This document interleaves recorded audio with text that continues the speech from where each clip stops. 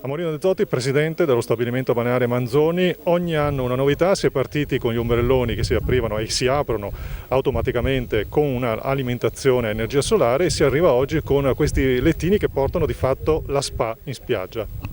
Sì, è un evento particolare. Oggi ne presentiamo 3 progetti per dare comfort ai nostri turisti che ci onorano da tanti anni. Il progetto di oggi, Blue Zone, è sanificazione. Il lettino emozionale, io l'ho provato un paio di volte, è veramente sensazionale. È un progetto in esclusiva mondiale, lo presentiamo a Jesolo, ne avremo in dotazione un centinaio.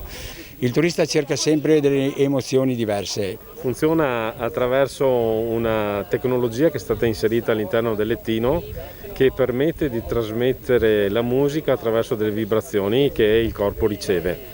Una modifica rispetto a quello che è presente già oggi come prodotto nelle spa.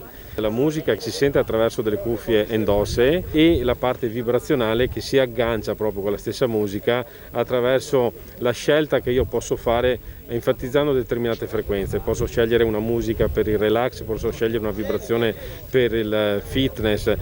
Ecco, sono tutte cose innovative che comunque hanno come substrato una tecnologia scientifica molto profonda.